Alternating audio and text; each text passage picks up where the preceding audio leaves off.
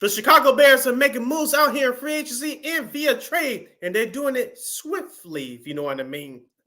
The Chicago White Sox sending Dylan Cease out into the West Coast while their current team looks like a dumpster fire. College basketball is in full swing as we are exactly less than a week away from March Madness, and we'll get into a defensive star who decided to retire. That and a whole lot more as the Friday edition of Second City Sports starts right now.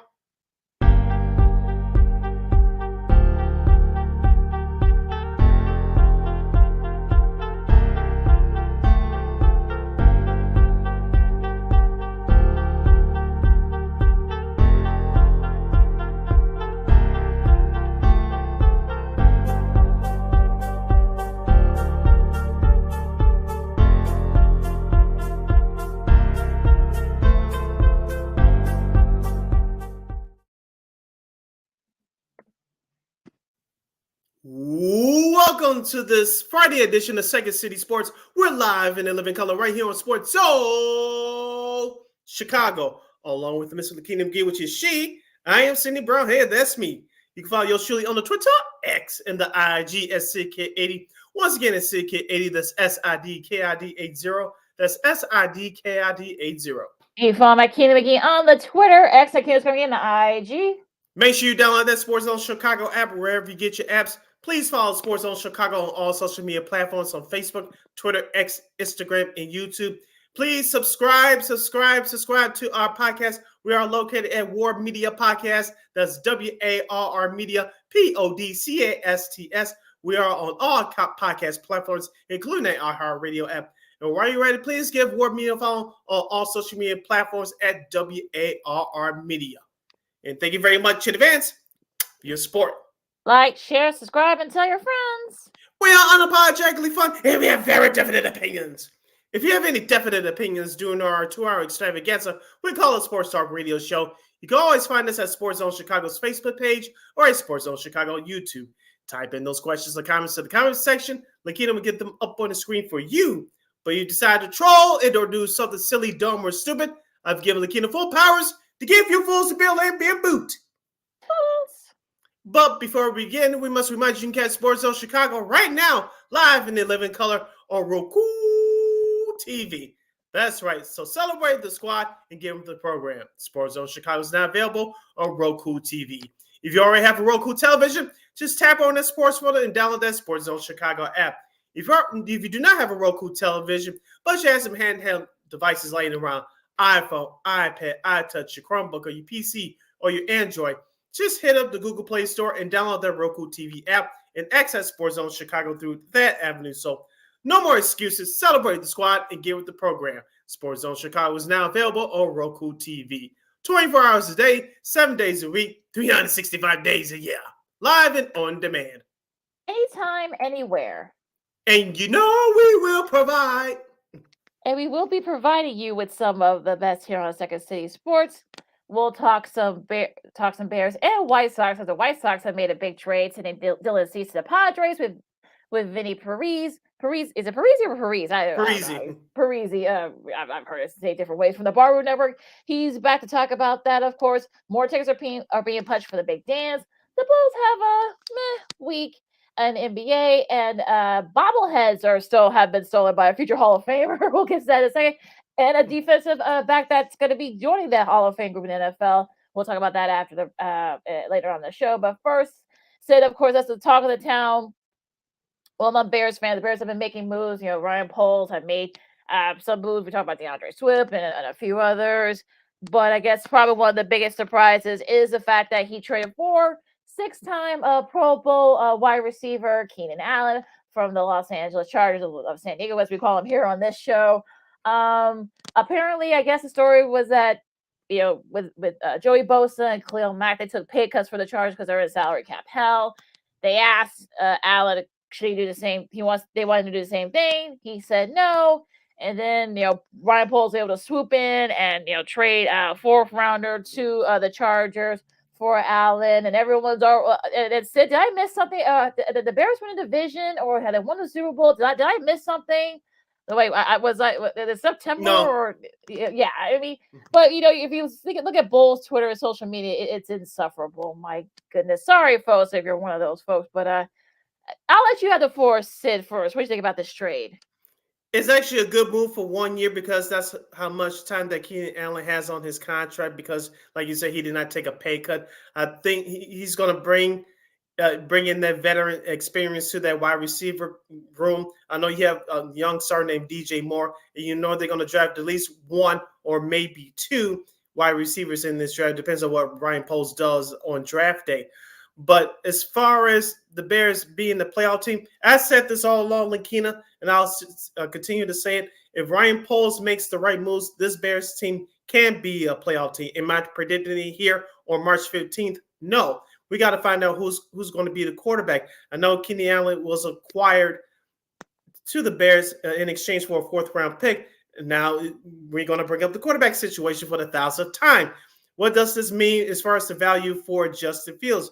We all know that he was going to get acquired via first round, second round, or third round pick. If you're Ryan Poles, what's the best deal for Fields out there? Because let's be honest, he's not going to get, as I mentioned, a third round pick for Fields. And just maybe, and I brought this scenario up on this show before, but just maybe that Ryan Poles can draft Caleb Williams and trade him later.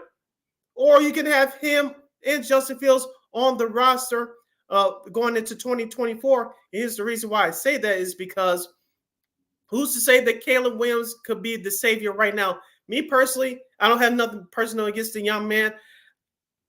Was he the best quarterback after last season, Lakina? Yes. Was he the best quarterback after this season? Yes. What annoys the hell out of me is that many of these pundits are throwing around this generational talent. Where the hell did that come from? I know you're the college football guru here on this program. Help me out and maybe help some of our listeners out. Where did this title of generational talent come from? Seriously, I'm being serious right now.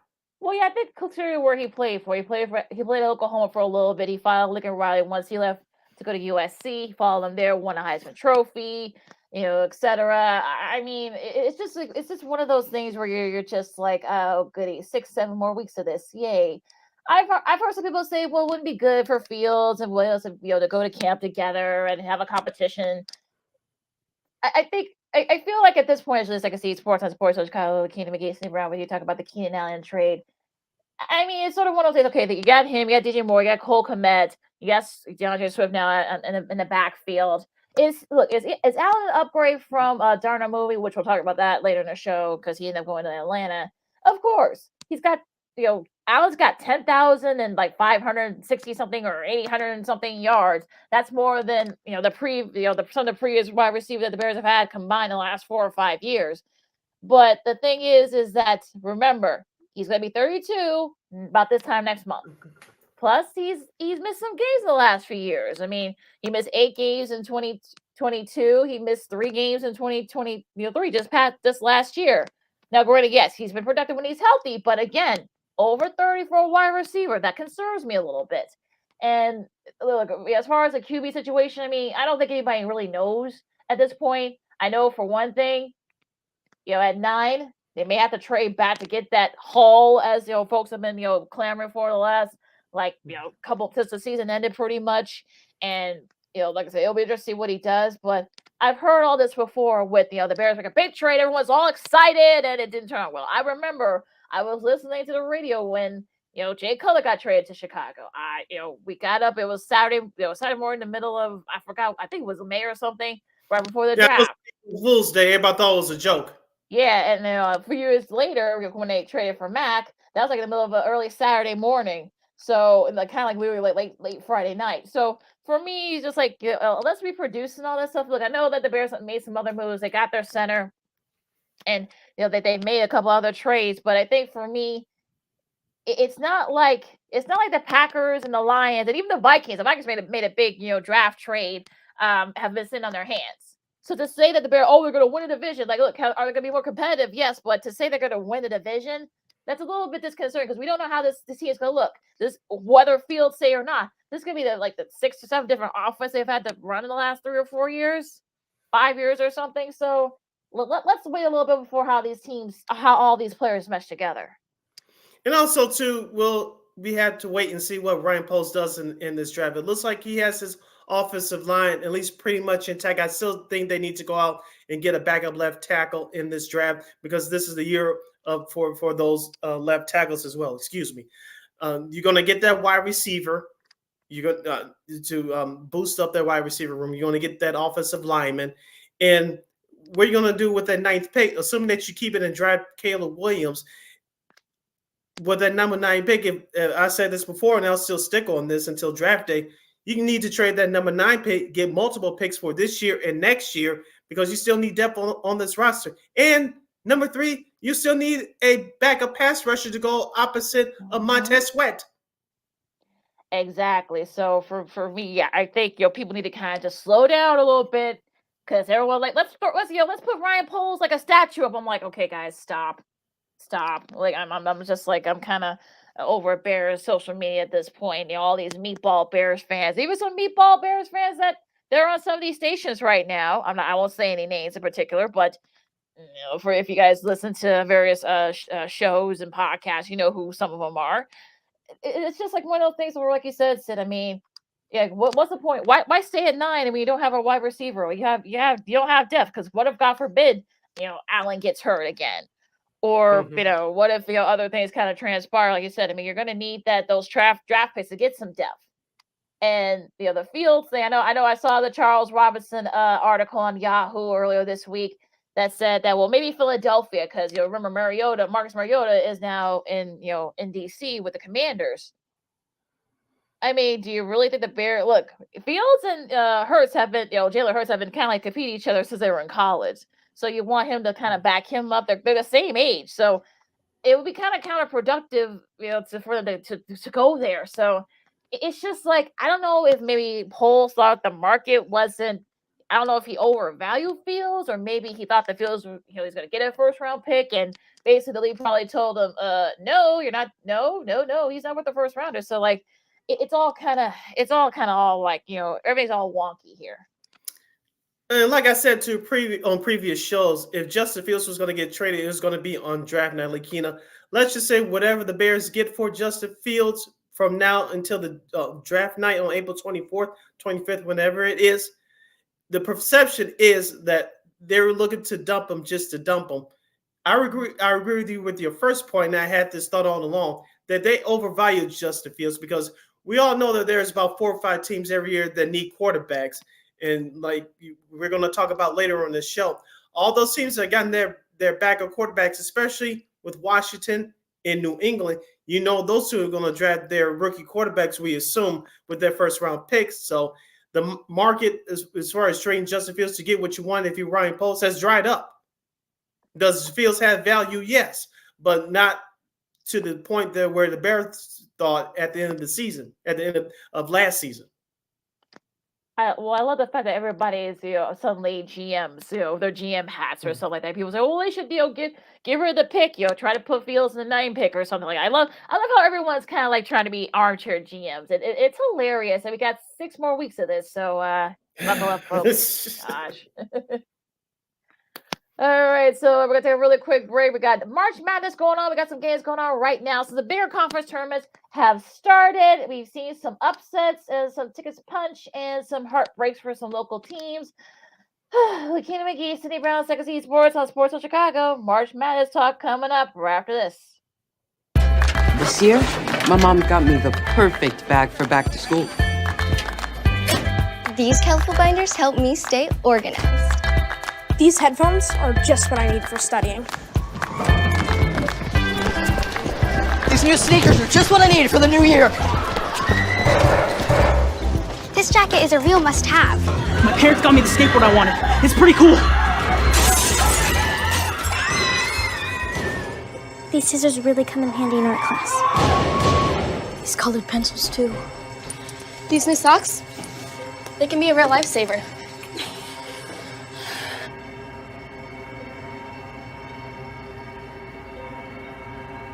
I finally got my own phone to stay in touch with my mom.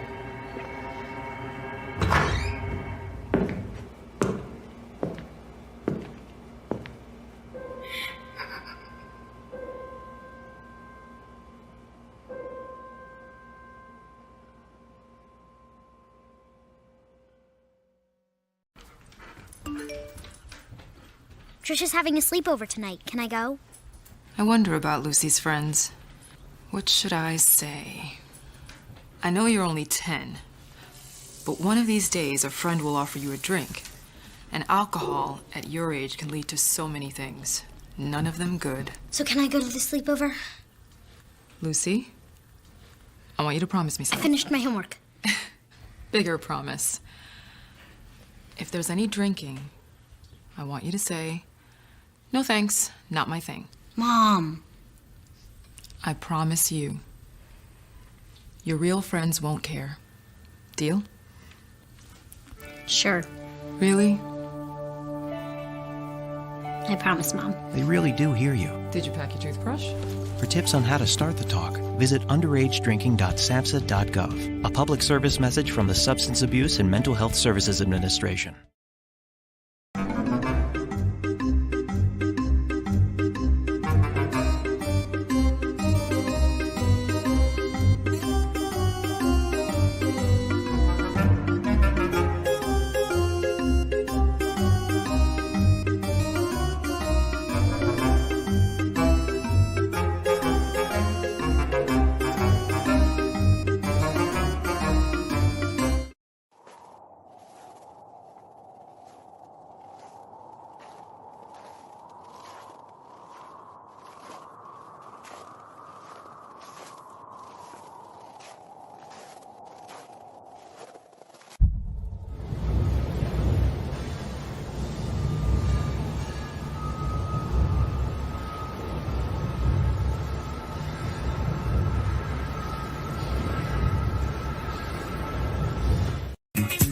Hey, this is Dr. J, and I listen to Sean and Maya in the morning.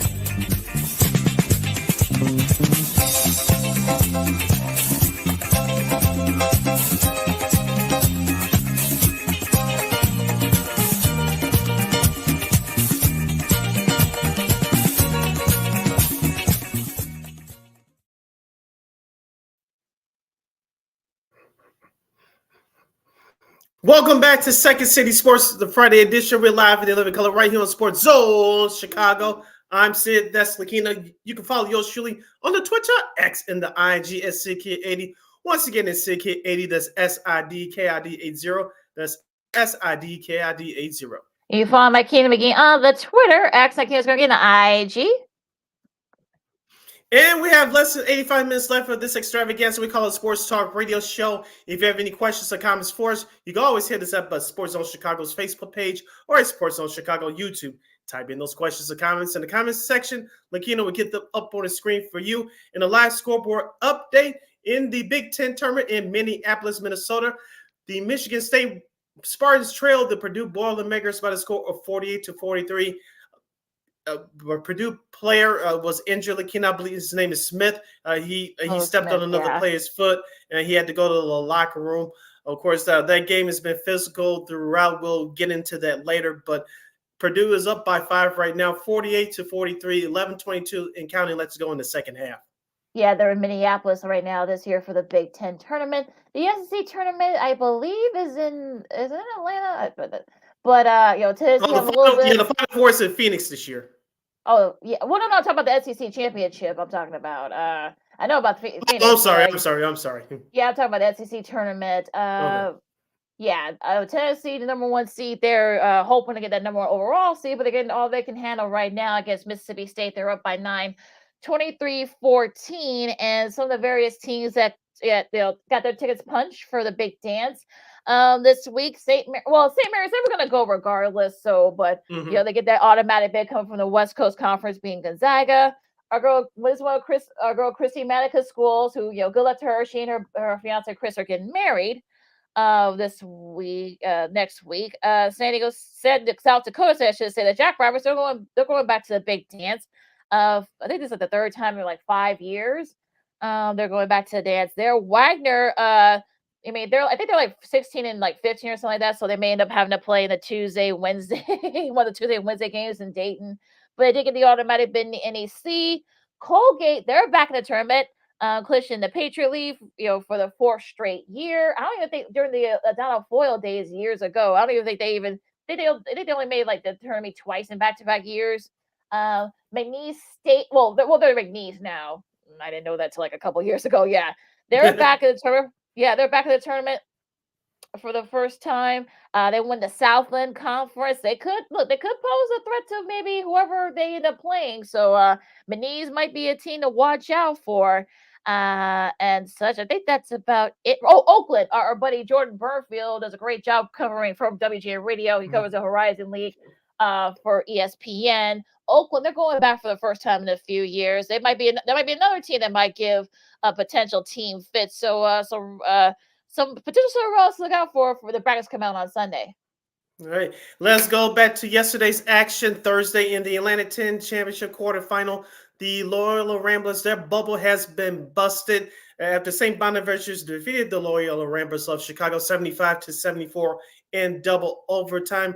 For Loyola, Philip Alston had 22 points and 8 rebounds, while Mr. Daryl Banks III led St. Bonaventure's with 22 points. He also had 8 rebounds. Lakina, it all comes down to the basics when the games get tight like this, especially at this time of year. It's all about the little things, your defensive assignments, rebounding, and free throws, and that's what happened yesterday. Yeah, I didn't see this game, but apparently Loyola didn't score for like 11 minutes in the second half, like the last 11 minutes or something like that. And I think Desmond Watson had a shot to perhaps win the game, being the Bonnies, but that didn't go. So, yeah, their bubble has bursted, and it looks like there's going to be a big stealer coming out of the A10 because they lost to Loyola. Dayton lost. I'm assuming Dayton will probably still be in, and Richmond, who ended up winning the conference regular, the co-title with Loyola, they lost as well. So there's going to there's going to be a bid thief, I should say. So if you're a bubble team, you're probably miffed right now about that. Now, as far as Loyola, I mean, it's a shame that happens. That's the worst time to have that happen. You go cold. You couldn't buy a basket. It's just like, look, I mean, Drew Valentine is doing a great job there. So they went, from near the bottom now to near the top. So I think they can only get better from here. And I'm sure they'll be playing in the postseason. Maybe not. Probably not the NCAA tournament, but probably maybe the CBI or something like that. So look, you just at this point, especially these days, you definitely got to just appreciate playing some extra basketball, especially if you're like a 5th or 6th year senior. Yeah, like I said, this probably the NIT was probably would be their destiny now. But like you said, Lakina, they were one of the worst teams, and this was their first year last year in the Atlantic 10. They made a traumatic improvement. I expect them to make even bigger improvement next year. Maybe it's just me, but like you said, Lakina, we seen growth from year 1 to year 2 in the new league for the Loyola Ramblers. So a great job with Drew Valentine and crew. Unfortunately, they will not represent the state of Illinois in the big tournament, but I think, like you said, the NIT is calling for them, and they'll be back next year. Mm-hmm. This is Second City Sports on Sports from Chicago. Lakina McGee, City Brown, with you as we're talking some college hoops, March Madness. In just a few days, coming out, the brackets will be released here on Second City Sports. Some of the teams that I think might have played themselves in, going to the Mountain West tournament. Colorado State, I think they might have punched a ticket. I know they've been up and down this year. They've kind of struggled a little bit, in the last couple of weeks, but they, got a couple big wins yesterday. The last couple of days, they may have punched their ticket. New Mexico, another team that's been on the bubble. They look very impressive, against Boise State. They play Utah State tonight. I think they may have punched their ticket. Pitt, I think, might have punched their ticket. I mean, look, this all depends on how the other bubble teams kind of sorted out, but I think Pittsburgh may have punched their ticket. And you got North Carolina State. I mean, I guess there were a lot of expectations for them all season. They haven't done well. Number 11, they beat Duke. So I think it's one of those days where they may steal a bit. It'll depend on that.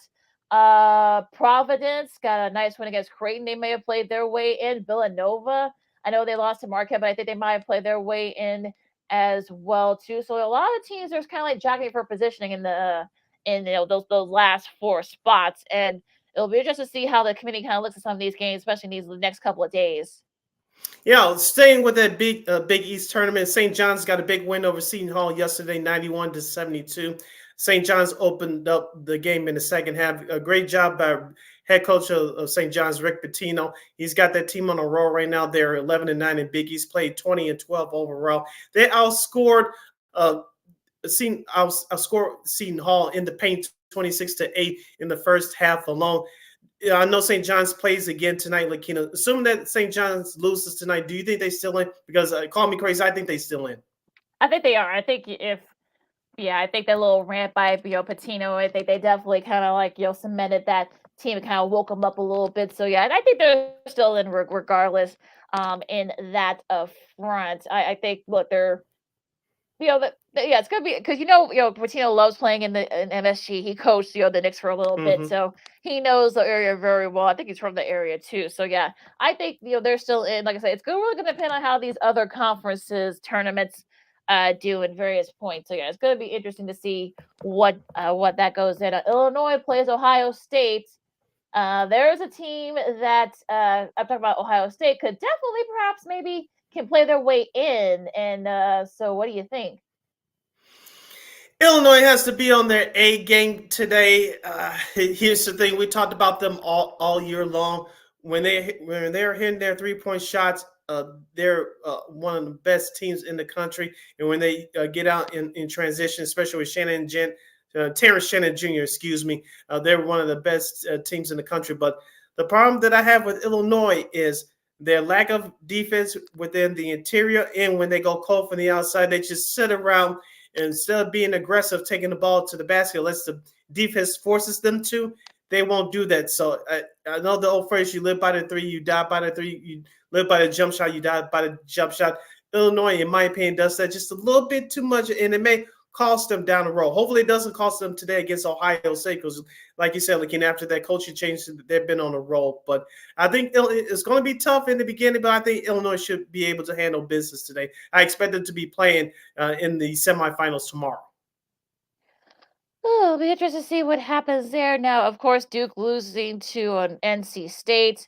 I know people are already saying that, is John Shire the right guy for Duke? I mean, look, I've said this before. I mean, look, you don't want to be the person that follows a legend in this case. But let's remember too, I mean, Shire just got a couple of big recruits. So I think people need to kind of just slow it down a little bit. There's a whole new landscape in college sports where you got to worry about NILs and this and that and transfer portals. So Duke, Kentucky, Kansas, we'll get to them in a second. It's one of those things where you just got to adapt. That's why certain older coaches had ended up retiring. So I think people need to give them a little bit of time. And also too, Lakina, those old coaches that I know we'll probably deal with the Nick Saban foolishness later, even though he's part of this as well. But you mentioned the old coaches like Roy Williams and Coach Krzyzewski. Those ended up retiring the last couple of years. Maybe right. Tom Izzo with them to it too in the next couple of years of Michigan State, we shall see. But you don't have the monopoly of that talent anymore. And these players, they're not dumb. They're business people too. Where can I get the most as far as money, as far as name, image, and likeness, instead of just being quote unquote sponsored by a local car dealership or an upcoming entrepreneurial company? Where can I get the most bang for my buck? These coaches and these boosters, they don't have a monopoly on it anymore. Yeah, exactly. So, like I said, landscape has changed. So, I think coaches got to adapt, and I think fans have to adapt as well because. Kansas, they lost to Cincinnati in the first. I know they were shorthand. I know McCullers was out. I think Dickinson was out. Hunter Dickinson was out as well. So it's probably gonna be a down year for Kansas. I think if they end up losing in the first round to whoever they play, they might be a 4 or 5. I'm a little worried about Kansas at this point. Houston, I mean, their first year in the conference, they're kicking butt. I mean, they've got Texas Tech later today, and they could very well end up being the number 1 overall seed, especially the way Tennessee's been playing right now. Also, too, for Houston, if Purdue loses the Purdue loses the Big Ten championship, rather, if Houston takes care of business, I'm with you. They should be the number 1 overall seed. I know Houston's been coming on over the last 3 or 4 years, and they really fell short last year. I know the Final Four was there in their city last year, and they fell short by a couple of games. But maybe this is their year to do it. I'll put Houston up there with UConn, and maybe North Carolina is your top 3 teams in the country. But as someone told me earlier this week, I think we've kind of been saying this all year long. this tournament is going to be wide open, and I love it, to be honest with you. Yes, you need the big teams to sell it. I know for television, for viewership, and all the other yada yada yada foolishness. But I like the tournament. It's going to be exciting this year because you still realistically you got to have between 6 to 10 teams that can actually win the whole thing. And I'm already seeing people say, well, the men's tournaments could get outdrew by the women's tournament. That's not going to happen. I think people need to kind of like get off that high horse there. Look, I think, people always be killing me with this. I've been talking about this like the last like 5 or 6 years since I started doing this. People get all miffy. Oh, why are always Kansas and Duke and Kentucky? Like, okay, well then when they lose, and you get the upstarts like, well, UConn. I would say UConn's not an upstart, but when you have upstarts like FAU, who went to the Final Four last year, San Diego State, who's been at the top the last like 10 to 15 years, nobody wants to watch. So y'all just told on yourselves when they say, well, I'm tired of the book. Okay, when you have more teams open and it's more widespread and more spread out, the talent is no one wants to watch. So y'all just told on your own selves how y'all really feel about it. So y'all missed me all that BS. So I'm coming in hot. I don't care because I'm just like, this time of year is just annoying the hell out of me. And on the women's side, look, you can say South Carolina, the favorites. Iowa will probably be up there. I know people are going to be clamoring to see Caitlin Clark. But look, it's going to all depend on how the tournaments are drawn and how it plays out. Because the first time a 16-1 was on the men's side, it was on the women's side years ago. Harvard had the number one leading scorer in the country. They beat Stanford. They were the first to do it. And since then, it has not happened on the women's side. Could it happen this year? I don't know. Could we see it on the men's side? Look, we've seen it twice in the last like 6 or 7 years. So I think it's gonna be one of those days where it's just like you can't take those mid-majors like the Minis and the South Dakota States and the Colgates. You can't take them lightly anymore. No, especially remember those schools. I've been saying this too for the last few years, whether it was on the old D and Davis show or here on Second City Sports. Those mid-major schools, especially on the men's side, they've been together 3 or 4 years, so they have that camaraderie, they have that chemistry down. So, and they keep their talent, unlike these big schools where you have these one and dones. And I think that's another reason why college basketball is not as popular as it once was when we were kids, because you saw even when those stars started to come out early in the 90s, Lakina, at least we saw them there for at least 2 years, sometimes. So it depends on who those individuals were. Now you get to see them barely for 1 year, and they're gone to the NBA. So this is what you're going to get, and especially now with the name, image, and likeness. But the other part to this is the transfer portal. These players can move on from one team to the next by the next day. So if this player X, who's supposed to be touted for the NBA, if he's not happy with his situation, he can manipulate the system and jump on another team by next week. And, like you said, I think until they just made an interesting decision, they decided that even if mid-season if someone decides to transfer, you don't have to sit out. You can actually play right away as long as you got your physicals and stuff. So that's another thing. And plus, you still got, guys that are playing, well, not guys, everyone, it's not just, basketball, but in all sports, you still do it with the COVID year. You still got the extra year of eligibility. So, you can stay there probably, as long as you want. Hopefully you get your master's and such. But yeah, I mean, it's interesting to see how all this kind of goes, because this is going to be where, like, these next few years are going to be very, I don't want to say important, but it's going to get a little bit, like, iffy here, because if you're a blue blood, you could, you may have to go a little further. Look at what John Shire did. He had to go kind of like outside the country, literally, to get those big time recruits. So it's going to be interesting to see how that kind of shakes out as well, because you deal with AAUs, you still, like you say, you deal with image and likeness and all the other stuff. So there's a lot that today's college sports is not like when we were kids. Like, it's kind of like status quo, boom, boom, boom, this and that. Now everything's changed. You're listening to Second City Sports on Sports Zone Chicago, the Friday edition. I'm Sid. That's Lakina. You have any questions or comments? We're talking about March Madness right now in the state of college basketball. You can always find us at Sports Zone Chicago's Facebook page or at Sports Zone Chicago YouTube. Type in those questions or comments to the comments section. Lakina will get them up on the screen for you. Lakina, let's go back to the Big East tournament from last night. Number 10, Marquette holds on to beat Villanova in overtime, 71-65. Cam Jones had 18 points to lead Marquette. He originally thought that he had the game winner last night, but it was disallowed. Lakina, I saw that replay about 20 times. I think the replay officials messed that up, but it didn't matter. Marquette came out with the victory, as I said in the extra session. Yeah, I mean the fingertips kind of hard to feel because with the fingertips and such, it's kind of hard to tell was it still in the fingertips there. I mean, look, they got more advanced technology than we do, so maybe they thought that that the ball was kind of like literally like one of the fingers was really touching the ball, so maybe that's why they decided not to count the basket. I think look, Marquette's look, we may have a collision course, well, depending on this Marquette and UConn again for the Big East title.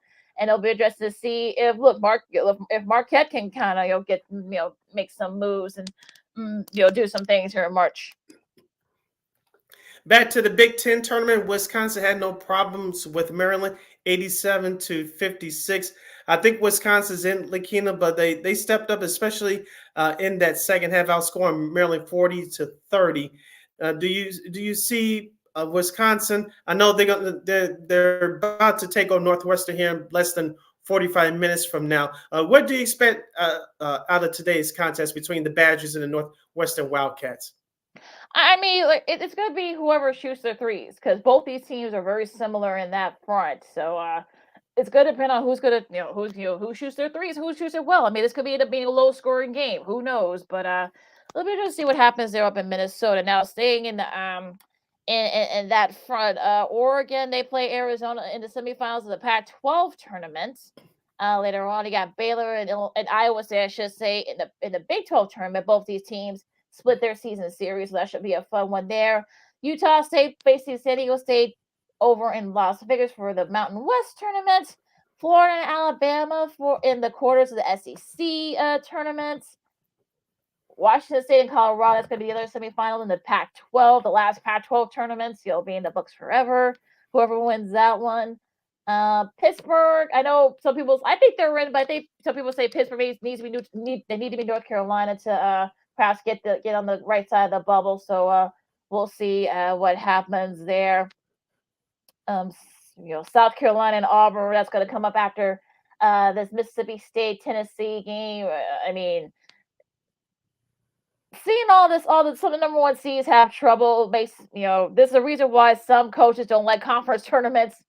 Because especially if you're a number one seed, you gotta play a little bit early. You gotta play like at 11 a.m. or noon, whatever the time zone you're in. And you're seeing what happened right now. You're playing a team like Mississippi State. They feel like they got nothing to lose. I don't know if they're on the bubble. I think they're in, but maybe if they can beat Tennessee, I guess they could probably put their stamp on there. But look, we've seen Toledo lose in the first round of the MAC tournament. We saw what happened with Richmond yesterday. It's one of those things where, like, how do you feel about conference tournaments? I know some people say, I know some coaches have not liked conference tournaments because of that reason. You saw what happened at NC State 40 plus years ago when they probably would not have gotten in had they not won their conference tournament, the ACC and down in Atlanta. So I'm like, okay, this is, yeah. I mean, what's your state on all this? Me personally, I like the conference tournaments. I know it's a money grab for all these conferences. I know, like you said, the Pac-12 is not going to be anymore because half the league is going to the Big Ten in the fall for football and basketball, obviously for other sports as well. But I like the conference tournaments. Lakina, remember, we're probably the last generation that grew up without every conference having a conference tournament right before March Madness. I remember the Big Ten didn't start theirs until 1998. And all the other schools following. Remember, it was just a Big East, and I believe it was the Loyola or Marymount. I forgot which conference they were in at the time, but it was the Big East, the conference out west, and I think maybe one other conference tournament at the time. But all this didn't happen for every conference until the late 90s, early 2000s because it was a money grab, and ESPN was expanding, and all the games were shown on cable. So me personally, I like them. And for a team, like you said, that's on the bubble, they need it because they're going to get extra chatter. And if they, like you said, they happen to win their conference tournaments, they're automatically in. So for those people that want it to go away, it's not going to go anyway anytime soon. It's too much money for these schools and definitely for these networks. They just see very interesting thoughts there. And I want to get to this before we go to break and bring in Vince. DePaul has hired their new coach. It's Chris Holtman, former coach from Ohio State, was a former Big East coach of the year when he was at Butler. For me, I think look, they could have done worse. I mean, but you look at how Ohio State's been playing now, you wonder, is there a reason why he got the boot? That's kind of my only worry there. But look, he knows how to, but it's a totally different climate, like we talked about earlier, Sid. I mean, they're putting in $30 million. Dwayne Peavy, who is the AD, the people at DePaul put in about $30 million for him. So I'm talking about Holtman. So what do you think? How do you think he's going to do there? We said it once, and we'll say it again. And especially this is for all the schools near the city of Chicago and the state of Illinois. We know the big blue chippers are going to go to the bigger schools like Duluth, North Carolina, Michigan, Oregon, and some of the other top schools, Kansas, to name a few. But can you get the local recruits, your second or third tier stars, to stay in the city and state limits? That's going to be the key factor here for DePaul. If they can do that, I think they can be back. Look what Loyola is doing. Look what Southern Illinois is doing, even though they came up short this year in Missouri Valley. Look at some of the other state schools that have been knocking on the door for the last few years. As like I said before, look at what Loyola is doing. And they have less resources than you, DePaul. DePaul, you still in the Big East. Loyola now in the Big Ten, but when they made the Final Four run a few years ago, they were in the Missouri Valley. There's no excuse for you, DePaul, to get the second or third tier guys to come play for you. Also, too, we're doing the NILs. I mean, DePaul can't offer the NIL money, so I think that's going to be another deterrent and I think that's kind of what killed him over at Ohio State was the fact that he couldn't, compete with some of the NIL money with some of the other schools like Purdue and Illinois and such. So yeah, he's got his work cut out for him, and look, we'll see what happens. I hope he does well, but there's still like a lot of things that DePaul's got a lot they have to do, so they want to kind of like be relevant again. So they went over into the Big East and they won 3 games. I guess you can only go up from there, apparently. And for the record, though, Southern Illinois, they actually fired Brian Mullins. I don't know why. UIC fired Luke Yaklit, their head coach. Again, I don't know what some of these directional schools, I don't know what some of them are thinking.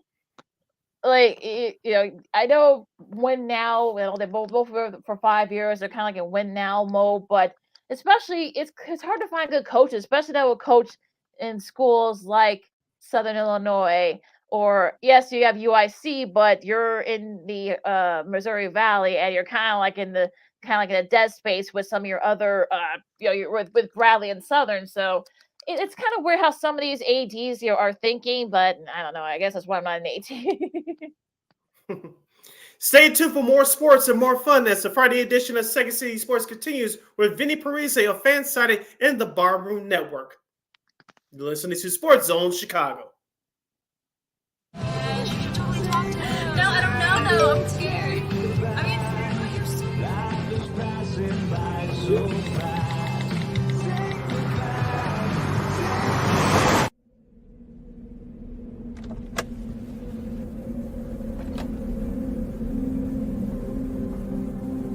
Do you know that you're in my lane? No, not at all.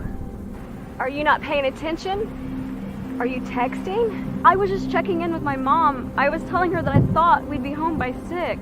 It's okay. There's enough time. Just pay attention. I'm not even halfway through my text. There's no way. I'm not even going to look up. My babies are in the car. You have to pay attention. It's just supposed to be a quick text. I'm so sorry.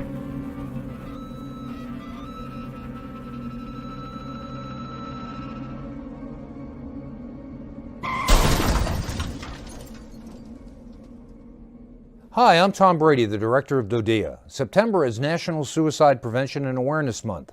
The simple act of reaching out and caring for those in our communities is something we all can do. Just being there for someone you care about can be a tremendous first step in getting them access to confidential resources and support that they need. It only takes one person and one small act and 1 minute to make a difference. Let's make a difference.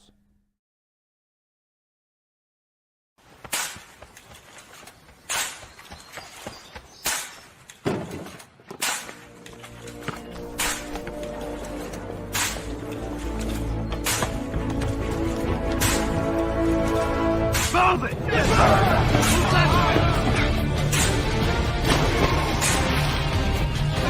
Many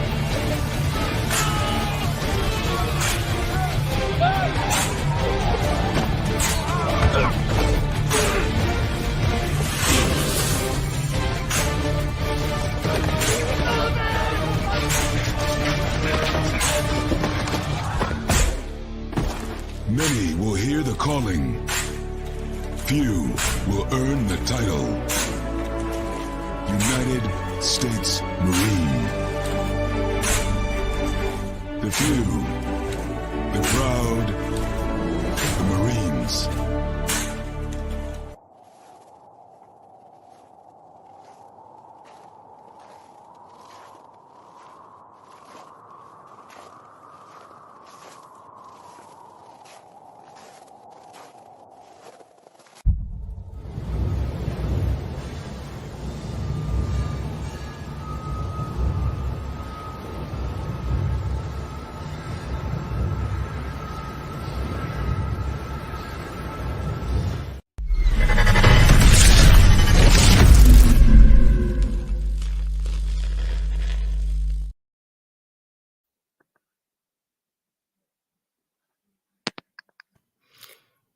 Welcome back to hour number 2 of Second City Sports, the Friday edition. We're live in the living color right here on Sports Zone Chicago.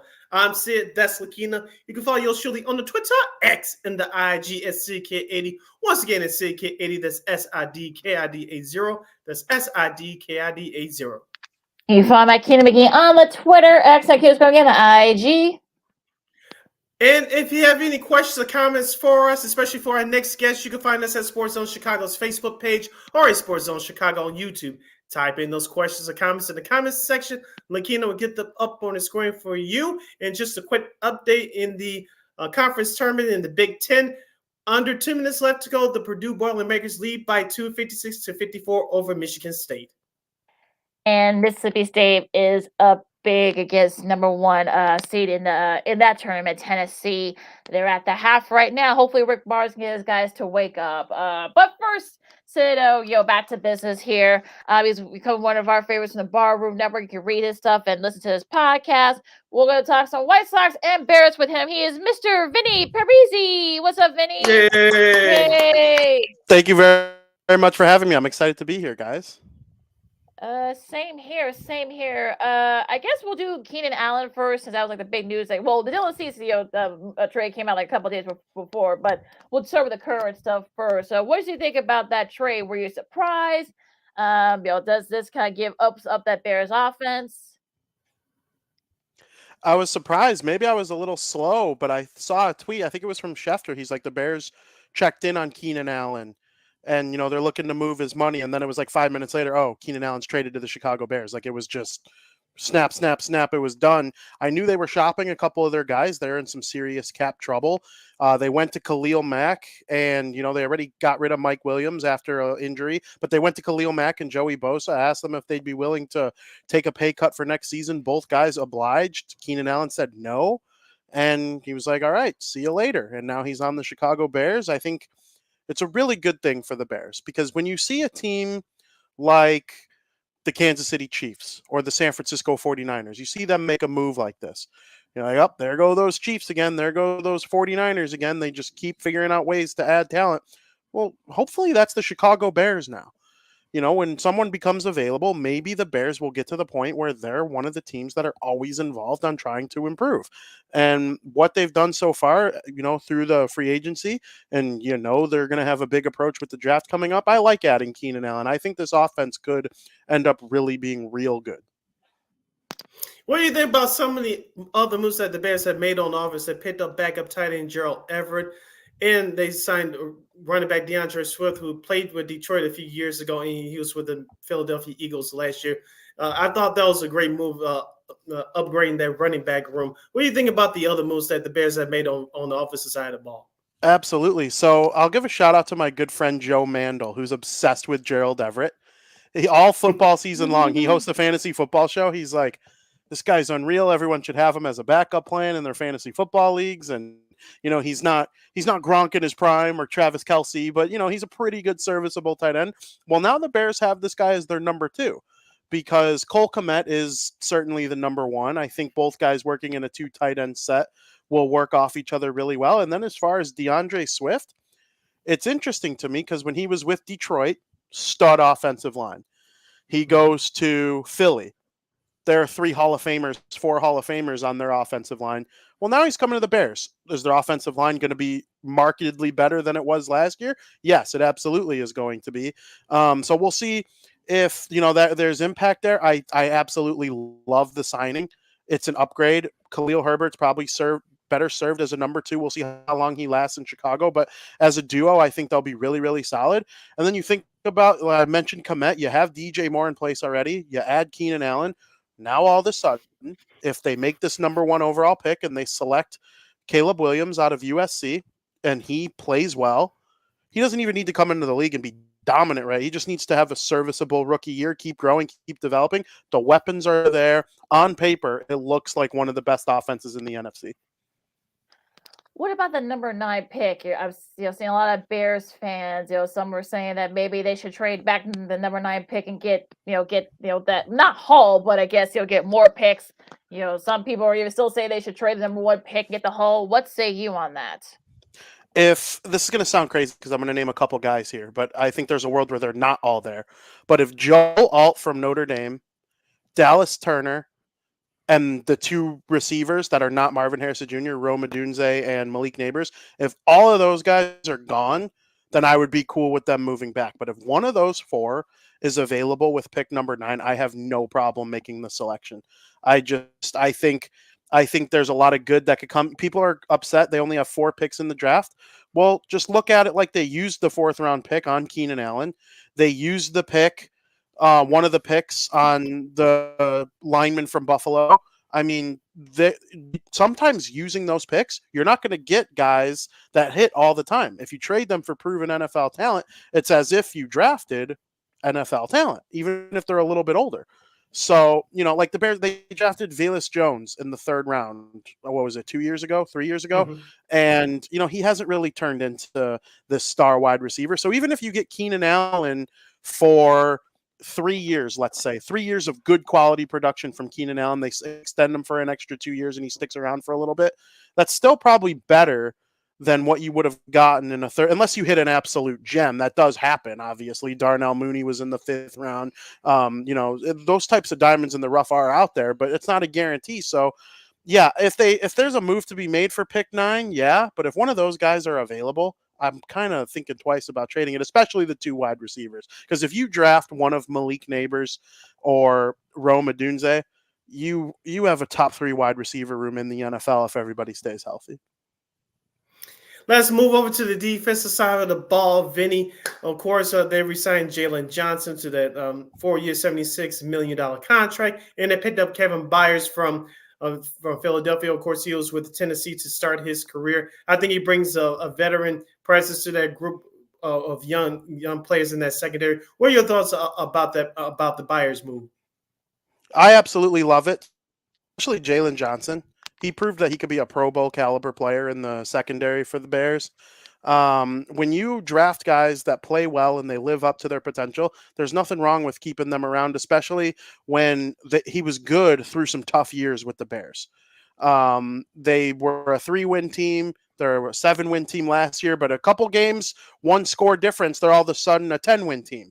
They were real close. They were a lot closer to being a playoff team last year than I think we even realized in the middle of the season. It wasn't until I kind of reflected on it, once the Super Bowl was over, looking back at how the season went for our Bears.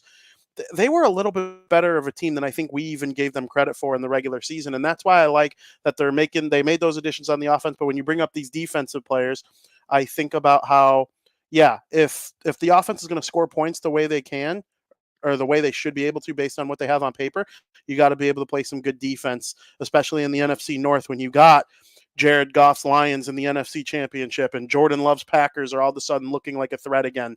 You're going to have to be able to keep the other team from scoring. So, yeah, I like these moves. I like what they had in place. Trading for Montez Sweat, I think, was big. How often do you hear a guy lead 2 NFL franchises in sacks in the same season? That's what Montez Sweat did last year. So, the impact that he can make and help some of these guys around him be better, I think it's a great move. What Ryan Poles and Eberflus have done with the defense have really impressed me over the last 2 years. Let's talk about the NFL as a whole. We'll start in the North for a second. The Packers got Josh Jacobs, and of course, they lost Aaron Jones, but they did retain AJ Dillon on the reduced deal. I mean, it's not like look, it's not like the other teams in the North have been sitting on their hands. They've been pretty busy as well. What do you think about some of the moves that some of the other teams have made outside the Bears in the North? So I'm not sure the NFC North is going to quite be the NFC West or the AFC West, but I do think there's a chance that it's one of the premier divisions in the NFL next season. It kind of really all depends on how the Bears play, because the Vikings, even though they're not going to have Kirk Cousins anymore, I still think they're always putting their best foot forward, trying to figure out. They haven't been a quote unquote bad franchise. Even though they don't really get far in the playoff, they're always trying to win, and I respect them for that. Detroit, they're on the rise. It's going to be a little different last year. I kind of like that Campbell came out after the season was over, and he was like, yeah, next year is going to be way harder.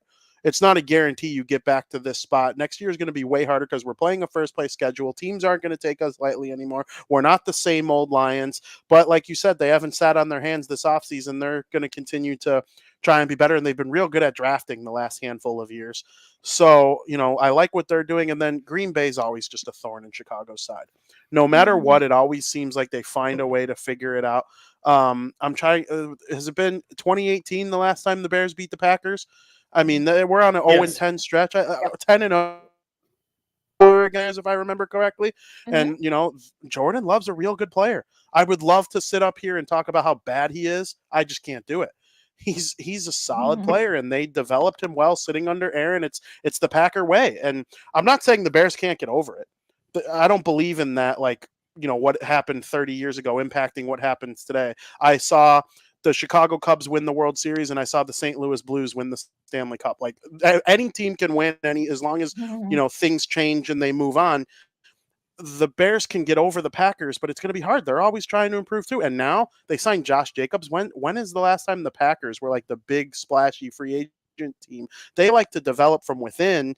And so the fact that they're out here trying to improve on the free agent market too is a little scary. Will they draft a skill position in the first round that's not a quarterback for the first time in multiple decades? That's on the table this year. It just seems like it's a little bit different vibe in Green Bay right now, and it's probably for the better for them. But, if we're sitting in a situation in December where the Bears and Packers and Lions are all separated by a game, 2 games, I think that's what the NFL is all about, and I'm super excited about it because, sometimes cake walking through the division doesn't set you up well once you actually get to the playoffs. So, you get to the playoffs and you went through this grind of an NFC North. It could serve the Bears well if they're playing against a top team from the NFC South or the NFC East. Sometimes those teams could be caught off guard from teams in the NFC North. We saw it last year on multiple occasions. So I'm excited about it. I'm not thrilled that the Packers are as good as they are already. I kind of thought the Bears might be able to take advantage of a little window of them being stinky, but that's just not going to be the case, and it's something they have to get over. You got to win your division first. That's the most important thing. The Denver Broncos decided to give Russell Wilson the boot after 2 years. Now he's a member of the Pittsburgh Steelers. In your opinion, how much does he have left?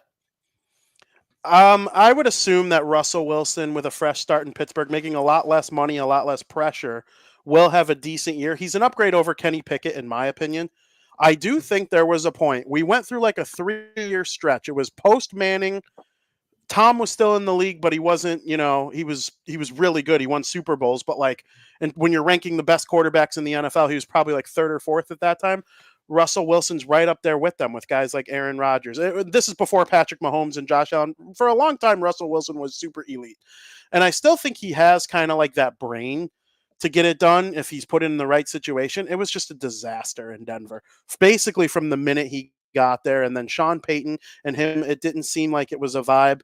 So now he goes to the Steelers, where he's going to have Mike Tomlin, They always find a way to go over 500 no matter what. With the bad quarterback play that they've had, to go over 500 consistently since Big Ben Roethlisberger retired is kind of remarkable. So I do think, if healthy, Russell Wilson will be an upgrade for them, and I think he could have a couple years left in the tank if he, sticks it out in Pittsburgh and figures out a way to play well. I'm not sure he'd thrive in every system. I think the Bears avoided disaster by not trading all those picks for him 2 years ago ahead of drafting Justin Fields.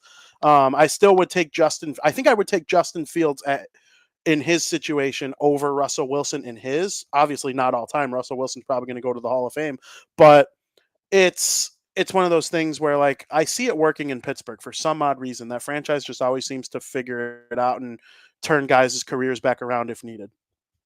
Always finds a way, the Steelers do.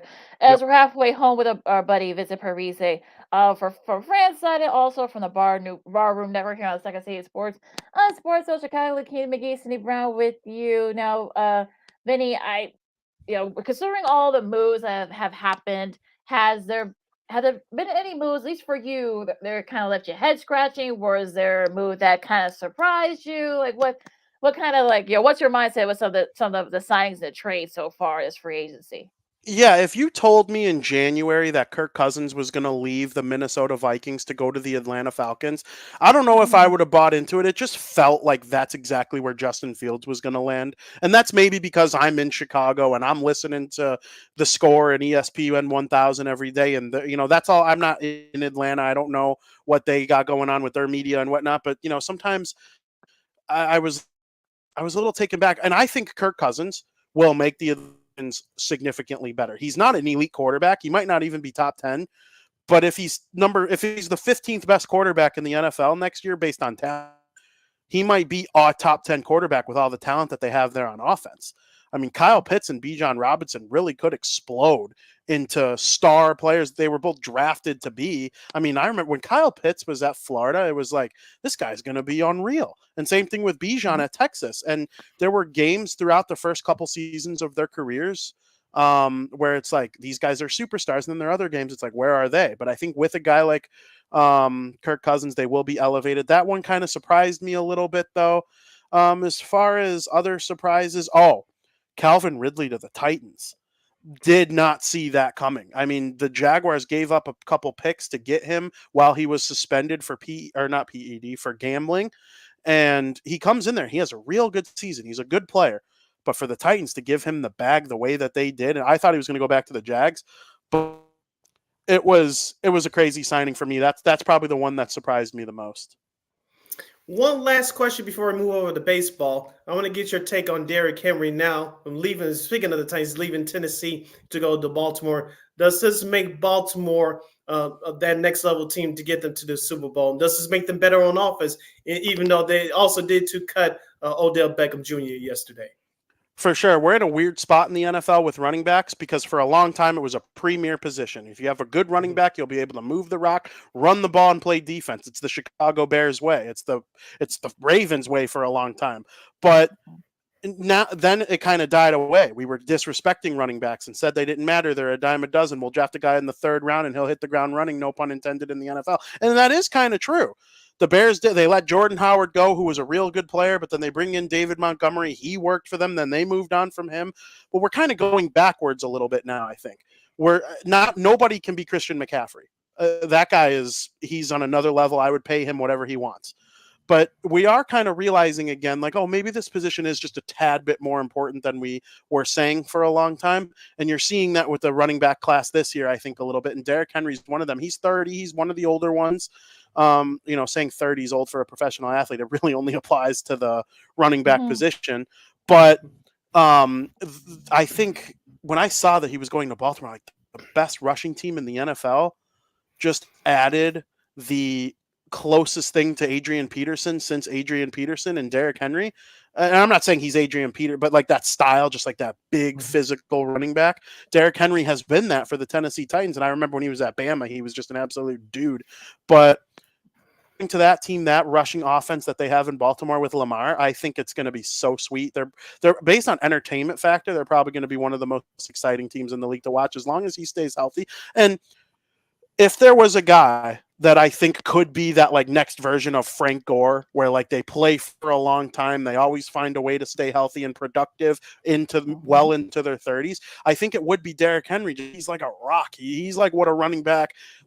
He'd be a great Bear. Like if you think about Bears history, with Walter Payton and, guys like Matt Forte who were just rocks running the ball, he would have been great for them. But Derrick Henry to the Ravens, I'm excited about it. I'm happy he landed there. I want the AFC to, spice it up. I still think that the Chiefs are a dynasty, but the Ravens they're gonna give them a run for their money again, like they did this year. Will they get over the hump? I don't know, but I like the signing for Baltimore. I think they could, be real good once again.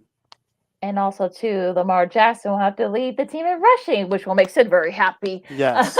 Let's Only with Buffalo, but that's a whole nother issue. Yeah. Well, there was a lot happened in Baltimore, too. But let's switch gears and talk some baseball. Gentlemen, of course, Dylan Cease has been traded to the Padres for a couple of prospects. Drew Thorpe, who I think some of the various publications have him, I think in the top 100. Also, Samuel Zavala, who's in their top 10. Hiro Urate, also in the top 10. Of course, veteran reliever Steven Wilson. Do you think this is a good deal for the White Sox? And I saw Cease's post on Instagram. I'm sure he's probably heard all the rumors, but he didn't seem too happy. So what do you think about the trade? And this is a good trade for Chris Getz. Yeah, so I think White Sox fans are kind of down on the trade because of the fact that they traded Dylan Cease, right? It's a guy, they acquired him from the Cubs, they developed him, and it was like, oh, the Cubs gave the White Sox an ace. Thank you. And he was great. He was the runner-up for Cy Young 2 years ago in 2022. Then last year, he kind of came back down to earth a little bit. Not all his fault. The team didn't play defense well and behind him. They didn't score a lot of runs. The writing was on the wall that he was eventually going to get traded. I thought it was going to be at the deadline last year. Baltimore made a lot of sense. And once the playoffs came around, it was like, wow, Baltimore Orioles really could have used Dylan Cease this postseason. But, it never happened in the normal stages of the offseason. And then spring training rolls around. Cease is pitching for the White Sox. I believe he actually pitched for the White Sox the day before he was traded. And he gets traded to the Padres. And it was kind of not out of the blue because the rumors were starting to pick up again, but it was like Nightingale reported that the Yankees were in on him and they weren't going to trade their number one prospect. So then I started thinking Texas Rangers. And then there was a report that the Texas Rangers were like actively shopping to try and swoop in and get Dylan Cease. And I feel like the Rangers are really good at overpaying people and throwing the bag at what they feel they need. It won them the World Series finally last year. But in many years past, even with A-Rod and, making trades for other guys, they signed Yu Darvish when he came out of Japan. Like, there was tons of reasons that I thought the Rangers made sense in trying to defend their World Series championship. But the Padres did what I thought the Rangers would do, and they swooped in. They got to replace Blake Snell. They play in probably the toughest division in baseball, either that or the AL East. But the NL West is no joke. The Dodgers and Giants are always in the mix, so the Padres got to find a way to kind of hang with those guys. And even the Diamondbacks, who were in the series last year, are right there too. So it's going to be hard for the Padres to kind of stay along all season long. But, replacing Snell was the number one priority, clearly. And I think Cease on a better team he'll look more like his 22 self than his 23 self. I miss you, Dylan Cease. The hell with you, Chris Getz. I wanted to see him live at least a couple of months, but damn it! Anyway, I have that exact bobblehead somewhere around here. It's not in it might be in the other room, but yeah, I have that exact bobblehead. I looked at it. Don't break it. I looked at it yesterday and I was like, oh man. Whole bobblehead. Now back to the interview. But now with Cease gone, who replaces him in the rotation? Is it free agent pitcher Michael Lorenzen, or who's it going to be? Who's going to be the opening day starter for the White Sox? So I was looking at the depth chart, and I'm actually pulling it up right now. They have 5 guys listed on their depth chart right now on their official website. MLB.com/White Sox. Michael Soroka, Eric Feedy, Chris Flexen, Garrett Crochet, and Jared Schuster. Now, yesterday it said Michael Kopech, and then Chris Getz made his announcement that Kopech is probably going to be coming out of the bullpen. I don't know if that's as a closer or, as a middle relief super weapon that he was in 2021 very effectively. But, we all kind of hoped Michael Kopech would be a starter long term. I don't think that's going to end up being the case. But if I had to guess, I wrote a piece for Fansided, 3 guys who could start opening day. I put Eric Feedy as the number 1 option. I actually do think it's going to end up being him just because he was with Washington for, I think it was 5 years. Not very good, up and down here and there. And then he goes overseas last year because nobody wanted him in 2023. And he was awesome. He was one of the best pitchers in that league, and he got a chance with the White Sox. So we'll see if there was something. And just going overseas and pitching well isn't because he went overseas and is playing lesser competition. Yes, that is part of it. He's not going to go 20-2 in the MLB as he did last year overseas. But though that's a good competitive league that if you pitch well in there, it does translate to some degree, to a lesser degree. But we've seen guys come over from Japan and pitch well in MLB. I mean, it happens all the time. So if you pitch well over there, it does translate. But I don't know if it's a mechanical thing or what. But he's probably going to end up being the opening day starter. I would choose Garrett Crochet if I were the manager. I'm not, but it's a familiar guy. The White Sox fans will embrace it. He's been around. He's stuck through. They kind of rushed his development a little bit by calling him up the year he was drafted just because he wasn't eligible for the taxi squad. College season got canceled because of COVID, and the MLB team needed a pitcher, so they called up Garrett Crochet, who they just drafted 3 months prior. And, he's stuck around. I think he earned it in spring training so far. I don't think he's given up a run. And has he walked nobody? I'm pretty sure he's walked nobody and given up he's just been unreal. He's kind of earned it. So we'll see if he gets a shot to at least start. He hasn't started a game that counts since college. Actually the first spring training start he made was his first start college. So I would go with Crochet, but I have a feeling it's going to be Feedy. Last couple of moments with our buddy Vinnie Parise. I got Zach Parise on the brain for some reason. It's talking with me, and I brought up hockey a little bit earlier. Yes, you did. So now I'm all in also. But Vinnie Parise here on Second City Sports from the Barroom Network and Fansided. Last couple of moments with him. Vinnie, I'm kind of I'm wondering about Mr. Eloy Jimenez. You know how I feel about him, and basically, hitting his face in the outfield. As long as he doesn't do that, he's fine. Do you see him, perhaps maybe on the move at the trade deadline? I thought he might get moved at the trade deadline last year, and then when it hadn't happened then during the offseason either, I'm like, okay, well, let's see what Eloy does in the first half of the season, because you're selling low on him if you trade him now. You could be selling high on him in August, or you could keep him around because you want a guy that could hit 40 bombs. I do think there's a risk of injury, but I don't think his value can sink any lower than it is right now. So I'm not really worried about the where Dylan Cease, if he got hurt, that's an entirely different story. His value is where it is right now, and it could plummet. I really don't think Jimenez's value could plummet more than it already has because of all the injuries that he's dealt with and inconsistencies because of these injuries. But he looks like he's smashing the ball well so far this spring training. So I would let him start the season, see if you could keep him healthy for the first half of the year. Who knows? When you look up and down the White Sox lineup and you try to figure out who's going to be their all-star, if Luis Robert regresses a little bit, or even if he's the same, you could have 2 all-stars. Jimenez could be one of those guys considered if he mashes baseballs the way that we know he can. He had 31 as a rookie, and he's had multiple. And I think the 2020 season where they only played 60 games, he hit 12 or 13 home runs, which is a 40 home run pace. The guy has absolute power, and they got to be motivated. I know the players on offense on this team have to be motivated because a lot of them are returning from the failed rebuild. So we'll see how it goes for him, but I would hang on to him for now and see if he could build up his value a little bit, and then decide if you want to trade him later on in the summer. We're going to year 2 of the Pedro Grifol regime. I know last year it was clearly that he was not the manager from that last group that won the division in 2021. Now, this year, how much fire do you think he's under? Because even though he doesn't have the exact players that he wants, he has the players, in my opinion, that he can enforce his philosophy on. How much under the gun is Pedro Grifol under this year? I would assume he's under the gun a lot. He's not Chris Getz's guy. So, he was hired by Rick Hahn and Kenny Williams, and Jerry Reinsdorf, obviously, I'm sure had some influence on it, as he did the guy before him. But it's one of those things where it's like, what do you expect in terms of wins and losses?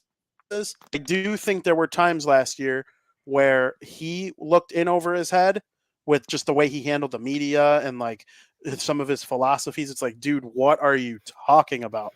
And strategy situations. That's not going to be an issue this year, in my opinion, because the team is not expected to be good. I actually think Pedro Grafal can fail upwards this year because of the fact that the team is expected to be so bad. So if they turn out to be a 75-80 win team by a miracle of the baseball gods, then people are going to start talking about Pedro Grafal in like a highlight. And, I don't think he's the manager of the future, but the guys do seem to like playing for him. While some of the guys seem to like playing for him, I think they got rid of the guys that didn't. Yasmani Grandal is gone. Tim Anderson is gone. I loved those guys. They were great players for the White Sox for a while, especially TA.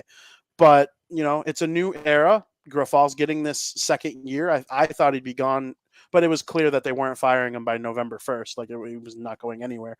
But, I want to like Pedro Grafal. He seems like a nice man, nice family. He said all the right things when he was first hired.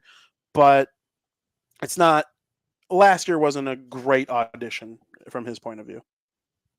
Oh, thank you so much, Vinny, for joining us today. Where can people find all your great podcasts, all your great work, all that other good stuff? Absolutely. If you follow me on Twitter, at Vinnie Parise, you'll see all my stuff. I post everything. I probably annoy people with it, but you got to get it out there. It's all in my bio where I'm at and stuff. And I love Sports Zone Chicago. I love appearing whenever I'm asked to come on these shows, and I thank you guys very much for having me on. It's very, very fun. And we like having you on too for all. All right, Vinny, much continued success. Keep up the great work. We'll definitely have you on again. Sydney Lakina, thank you very much. I appreciate it. You stay safe and have a good one. You too. Right, thank you. All right. Of course, that was Vinnie Parise from the Barroom Network and Fansided. Of course, you get all this stuff right there on the Barroom Network podcast and all his work on Fansided. So all the great stuff there with Mr. Parise. And of course, like a really quick break, of course, as one of the best defensive ends to ever play in the NFL has decided to hang it up. The Bulls have a meh week this week, and so much more to talk about still. Like Keenan McGee, Sidney Brown, Second City Sports on Sports of Chicago. Rapid fire coming up right after this. This year, my mom got me the perfect bag for back to school. These colorful binders help me stay organized. These headphones are just what I need for studying. These new sneakers are just what I need for the new year. This jacket is a real must-have. My parents got me the skateboard I wanted. It's pretty cool. These scissors really come in handy in art class. These colored pencils, too. These new socks, they can be a real lifesaver.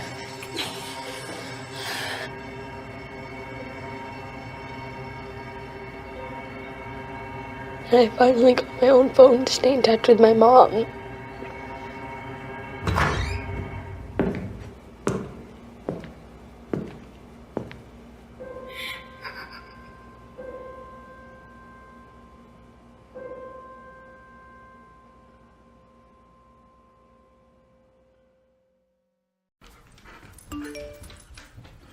Trisha's having a sleepover tonight. Can I go? I wonder about Lucy's friends. What should I say? I know you're only 10, but one of these days a friend will offer you a drink. And alcohol at your age can lead to so many things. None of them good. So can I go to the sleepover? Lucy, I want you to promise me something. I finished my homework. Bigger promise. If there's any drinking, I want you to say, "No thanks, not my thing." Mom. I promise you, your real friends won't care. Deal? Sure. Really? I promise, Mom. They really do hear you. Did you pack your toothbrush? For tips on how to start the talk, visit underagedrinking.samhsa.gov. A public service message from the Substance Abuse and Mental Health Services Administration.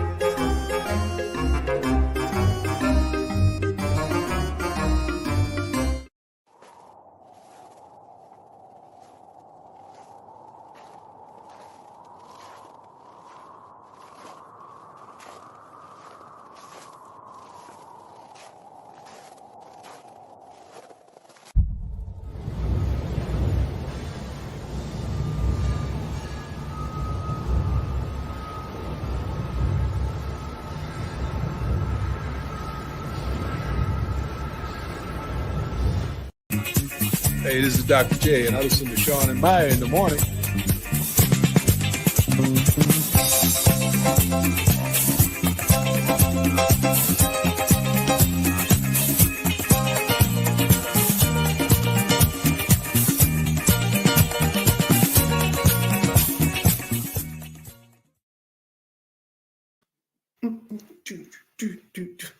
Welcome back to Second City Sports. This is the Friday edition that you're listening to and vibing with. We're live in living color right here on Sports Zone Chicago. I'm Sid. That's Lakina. You can follow yours truly on the Twitter, X, and the IG at SidKid80.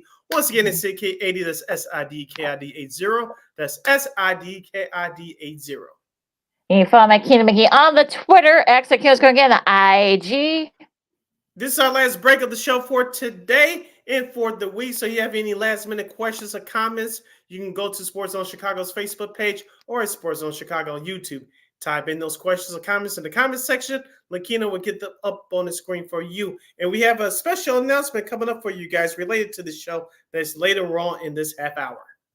All right, so we're gonna have to do this stuff kind of like a rapid fire style, as the Bulls have a month week. I mean, they got a big win against Indiana, but last night they got a bummer. Of course, Kobe White got injured after a hard fall. The good news there is that he could play tomorrow night, so we'll see what happens with that, with the bruised hip. But how to come back from a back-to-back? Last night they did lose to the Clippers, 126-111. PG had 28 points. DeRozan, after a career night the night before against the Pacers, still 21 points, still a solid showing by him. But yeah, it was going to be hard to do after that emotional win against the Pacers. And when you have PG and Kawhi Leonard hitting their shots from three, they were like 23 for 24 or something like that from the field. Of course, I think PG was like 6 for 7 or something like that from the three. So it was going to be a big problem there if they're hitting their shots. They're tough to beat. The Clippers are. Yeah, Norman Powell, who stepped in place of James Harden, also had 18 points for the Clippers last night coming off the bench, including he had 3 of 6 shooting from downtown, 6 of 10 overall.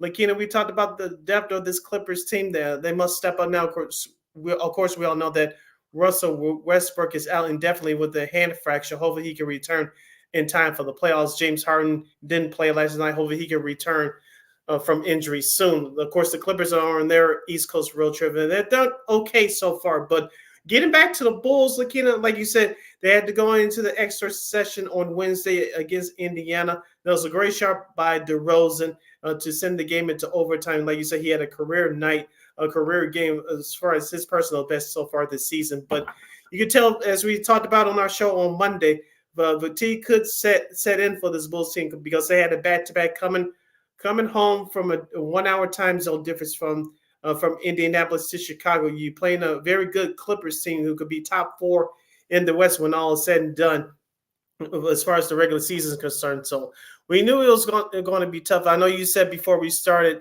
our live broadcast that you said this was a minor victory for the Bulls last night. I will say this: they did not, even though they lost by 15, didn't get their asses blown out of the United Center floor like they have, like they've been doing these last few games, especially that Monday game against Dallas. Yeah, they did not show up at all. Physically, they did, but as far as emotionally and paying attention to detail. None of that happened in that loss against Dallas. Oh yeah, there was this guy named Luka Doncic who kind of like will just mop the floor with them. So it was gonna be tough for the Bulls. They had all that going against them. So they do play tomorrow against Washington. They shouldn't have no trouble with the Wizards. They've been kind of blah lately. So we'll see what happens in that game. We'll just do yesterday's game since we're kind of like a little bit up against it. But Boston no trouble with Phoenix 127-112. Booker had 23 points in the losing effort there, but Jaylen Brown had 37. Look, we know that the Celtics can still score. That's not the problem. It's been their depth, and I feel like they did answer depth, getting Bogdanovich, but I feel like at the same time though that this still could be a deterrent for them come playoff time. I mean, Al Horford had 24 points, which is his best showing so far this year, and it's gonna be interesting to see what they do here. With the lack of depth and stuff like that. They got the guys that can do it, but it's just that it's gonna be interesting to see how all that kind of like shakes out. And on the flip side for the Phoenix Suns, this is the first game of the year where Devin Booker, Kevin Durant, and Bradley Beal all scored 20 points or more individually, and they have lost. So as we said all year long about Phoenix, their defense, especially within the interior, the lack of rebounding, it's going to hurt them come playoff time. You can score with the best of them in the NBA, but once it gets turned down towards the playoffs, yes, you have Grayson Allen who's going to set the tone defensively from the perimeter, but as I said, Yusuf Nurkic, who's their man in the middle, you don't have anybody that's going to grab consistent rebounds. You can't expect Kevin Durant to do that either because you're going to use him on the offensive end. Mm-hmm. That's something that they're going to have to figure out. Talk about the Suns, so I'll be interested to see how that goes. Wait a minute. This thing doesn't want to cooperate here, the site I'm on. Okay, let's see here. The Houston, no trouble with the Wizards. The Bulls, next opponent, come up tomorrow. Milwaukee pulled away from Philadelphia, 114-105, 32 points for Giannis in this win.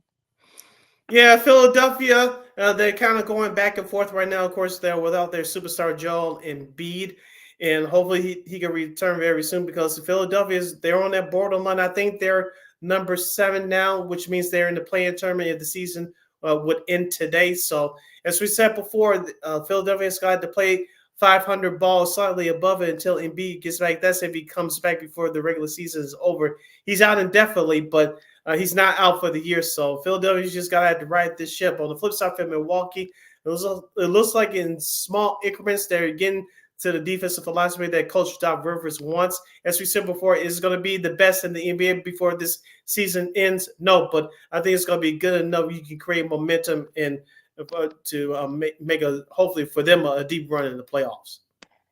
Well, let's see if maybe he can come back. Dallas loses to the Thunder 126-119. Shai Gilgeous-Alexander had 31 points. Despite Kyrie have his best game this year with 36 points, but just not enough for Dallas. Yeah, Kyrie saved his best for last night and didn't show up because the reason why I said it because he only scored 14 points against Chicago on Monday. He really didn't have to do anything spectacular in that game. But as I said before, and I'll say it again, I like watching OKC. You mentioned Shai Gilgeous-Alexander. He's a top 2, in my opinion, MVP candidate next to Anthony Edwards, in my opinion, from the Minnesota Timberwolves. I know people are going to have a nigga like Jokic out there. I respect him. I don't hate him like some people do. But regardless of that, Oklahoma City is a fun team to watch. You got my guy Jalen Williams as your third guy. Chet Holmgren is playing out of his mind. Lakina, as we said, going into the year, he could contend for that Rookie of the Year trophy with Victor Wembanyama of San Antonio. It looks like Wembanyama is going to win that award, but Chet Holmgren is really making his name for himself this season after missing his rookie year last year with that torn ACL. Yeah, so that's going to be another thing that could definitely be a deterrent there. Finishing up the schedule, of course, last but not least, the Knicks beat the Blazers 105-93. Jalen Brunson had one of his season best, 45 points. I guess that knee is feeling better for them. And the Knicks, I mean, we'll see. It's going to be interesting to get OG Onabe coming back, and Hopefully Julius Randle isn't too far behind because they're really going to need them back in order to get, if they want to at least get to that top 5 and avoid the play-in. You're reading my mind a little bit too much, Lakina, but that's been the message for the New York Knicks as they're treading water right now with all the injuries they suffer. I know their bench guys had to play a little bit more because of the injuries to their starters, but like you said, Julius Randle, I know he wanted to play the other night, but the Knicks held him back. OJ Anunoby is supposed to return soon as well, so once hopefully the Knicks can get some games underneath their belt before the playoffs, I think they'll be much better for it. Like you said, Jalen Brunson will not have to carry the team like this because, like you say, he's still dealing with the discomfort of that knee. It's just so far it hasn't been the Knicks in the butt ever since he returned last week. Oh boy, we'll see what happens with the Knicks as we go into this weekend's games. Phoenix continue their East Coast trip. They play the Hornets. That's the first game of the NBA TV doubleheader. Again, no Friday night doubleheader on ESPN because of basketball. So that's why NBA TV has the doubleheader tonight. Miami and Detroit at 6. You got Orlando and Toronto at 6:30. The Clippers continue their East Coast trip. They face New Orleans at 7. Denver and San Antonio, that's at 7:30. And the second game of the NBA TV doubleheader, you got Atlanta and Utah. All right, tomorrow, Saturday, your schedule looks like this. Cleveland will visit Houston. Brooklyn will play the Indiana Pacers. The Charlotte Hornets will visit Philadelphia to play the 76ers in the city of brotherly love. Portland will start their road trip. They face New Orleans. The Washington Wizards, as we mentioned earlier, they'll travel to Chicago to play the Bulls at the UC. Oklahoma City visits Memphis. Your Saturday night game of the week for ABC will feature the Golden State Warriors visiting the Los Angeles Lakers. The Minnesota Timberwolves will travel to Utah to play the Jazz. And the New York Knicks will continue their West Coast road trip. They'll play the Sacramento Kings. The Warriors and the Lakers, LeBron and Steph. Your happy birthday, Steph. You just turned 36. And, once again, they're battling each other, so that should be interesting there. The Sunday games here, you got you want to take a break in between those conference games. Phoenix and Milwaukee, that should be a good one at noon. Could there be a preview for the NBA Finals? We'll see. That's the first game of the ABC Sunday doubleheader. Heat and Detroit. The second game of the ABC doubleheader could be a playoff preview. You got Dallas hosting Denver, Luka versus Jokic. That should be an interesting one. They're both countrymen, so that should be a little bragging rights there. Toronto and Orlando at 5, right before the selection show. Take a little break there. Boston and Washington. And the doubleheader on NBA TV, again, because of the brackets and stuff like that. Again, that's not on ESPN this weekend. Brooklyn and San Antonio. That's the first game of the NBA TV doubleheader. And the Clippers are back at home as they host Atlanta, who continues their West Coast trip. The second game of the NBA TV doubleheader. And that's your schedule for this week in the NBA. You're listening to Second City Sports on Sports Zone Chicago, the Friday edition. I'm Sid, that's Lakina. Let's go back to the NFL. A future Hall of Famer retires. He played for the Los Angeles Rams. He was part of that 2016 draft class, and his name is Aaron Donald. 3-time Defensive Player of the Year, 8-time First Team All-Pro, a Pro Bowler 10 times in every season. He played 10 years. 2014 Defensive Rookie of the Year. Of course, the Rams won Super Bowl 56, Super Bowl champion. So, and quarterbacks everywhere are breathing a big sigh of relief. We saw Kyler Murray's tweets, and I think Geno Smith. Of course, we saw that clip of a couple of years back where Geno said, "Oh my God," when they heard LSU. He was very happy as well. So, but yeah, we've been not a big surprise because we know from various people. Donald has been, talking about retiring for the last couple of years after the Rams won that Super Bowl. He was still very productive, made a Pro Bowl each of the years he was in. And Phil Yates, to his credit, even tweeted that, can we put him in the Hall of Fame now? Do we have to wait 5 years? So a great career. He'll definitely get in first ballot. So what do you think about Aaron Donald and his retirement announcement? Yeah, like you said, we've been. This has been coming ever since the Rams won the Super Bowl following the 2021 season, where they beat the Cincinnati Bengals. Let's be honest here. Maybe age had to do something with this a little bit, but let's be real. Looking at the last couple of years, Aaron Donald, he hasn't been really his best.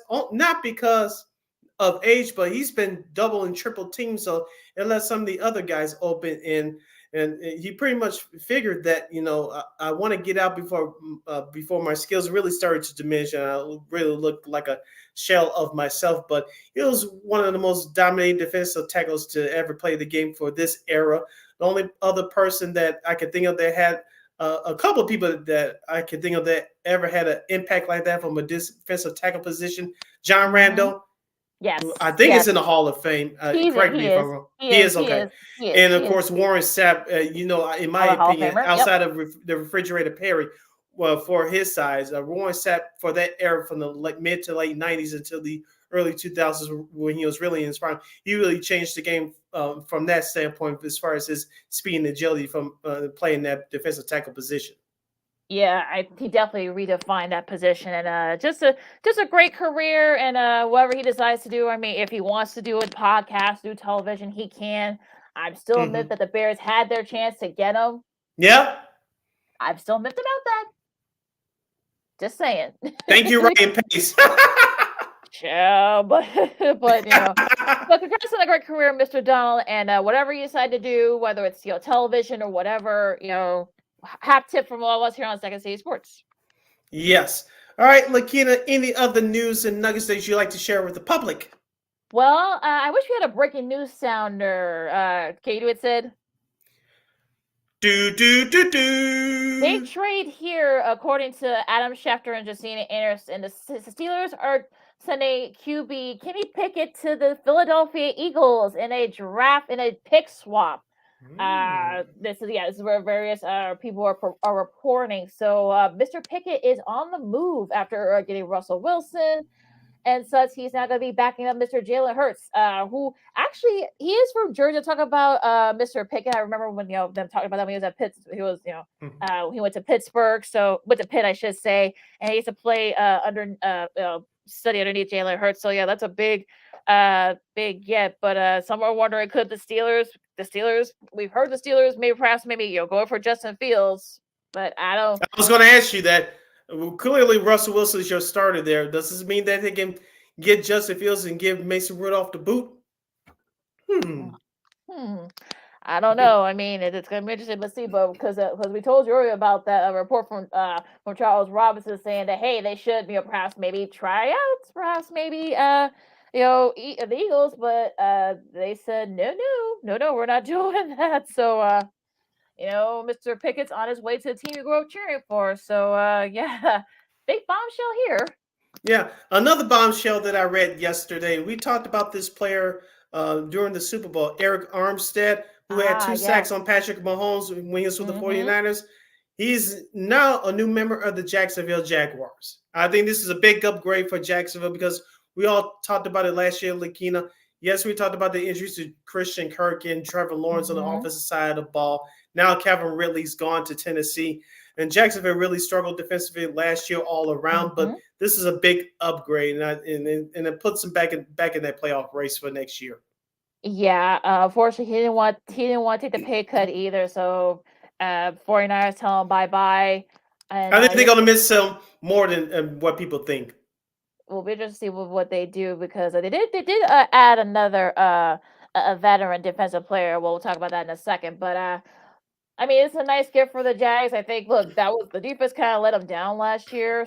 I know people want to get on, Trevor Lawrence in the offense, but it was really the defense that they gave up too many big plays. So having a guy like Armstead, he does have a little bit of a wear and tear there as well. He's almost at 30, but when he is there, he is very productive. So maybe that's a nice gift for Doug Peterson and that defense. So yeah, another good pickup for the Jags. Yeah, also to view Jacksonville, I don't think anything has happened on him yet. If so, please let me know. But Josh Allen, their star defensive linebacker, the defensive end, rather. I know he was a free agent. I know Jacksonville wants to keep him. If they do, him and Eric Armstead could be a good 1-2 tandem. Yeah, that should be a nice tandem down there in Jacksonville. So we'll see what happens here. And speaking of, I wanted to play out the tease that the 49ers did add linebacker Devondre Campbell from the Packers, of course. made big inroads last year. He definitely gave the Bears fits this last season. So they do shore up that linebacking core, since of course Dre Greenlaw is going to be out for most of next season with that Achilles he suffered during the Super Bowl. So yeah, this is a nice gift for San Fran. Yeah, like you said, with that injury to Dre Greenlaw, and of course losing Eric Armstead in free agency, this is a good depth move for the 49ers. They still going to have some work to do, but they should still be one of the top 5 defenses in the league. I know they struggled last year at times, especially against the run, but we'll see what happens going into 2024.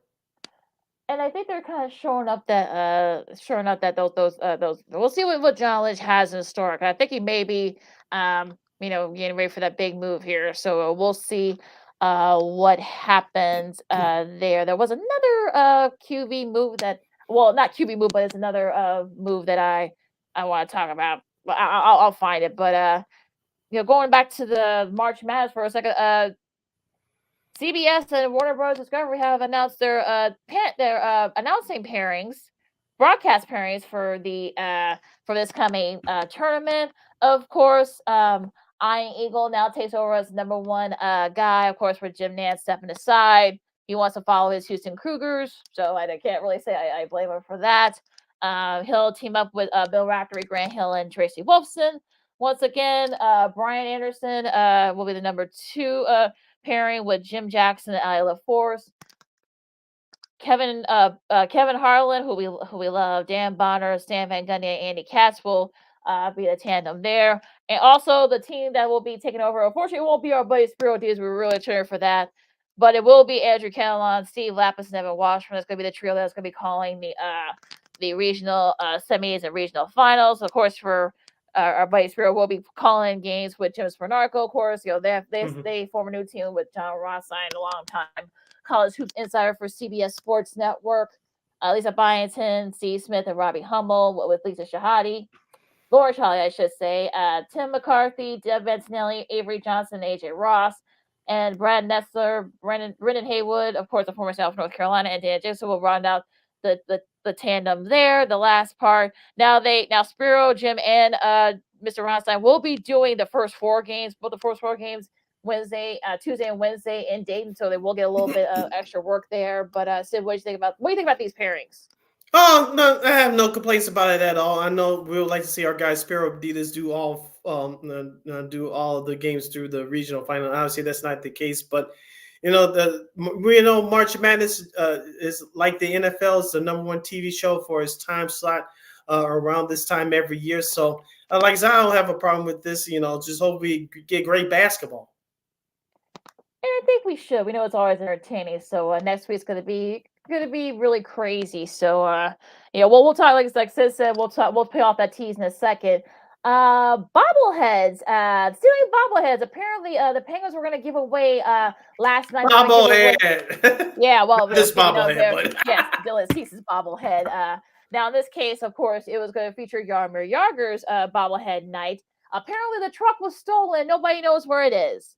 And so even Jagr pulled out a post on social media saying, begging for the return of the truck. So I don't know. I mean, are they hoping to get those things selling in the black market? I don't know, but it's kind of odd story. We got security cameras and hidden security cameras in all these business establishments. You can't tell me that no one at least caught the license plate of these trucks. You got to be kidding me. Makes you wonder, was this an inside job? Exactly. Someone working at the arena, probably. We got to get Rachel Coucher to get on the case on that one. Yeah, maybe we should text her and ask her that. Maybe she can find those missing Jagr bobblehead dolls.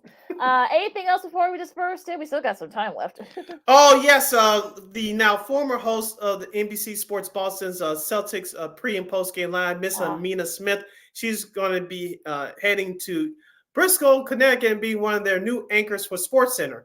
I know she did a great job for the past 4 years with Eddie House on the NBC Sports Boston broadcast for Celtics games, and now she's going to be moving up to ESPN.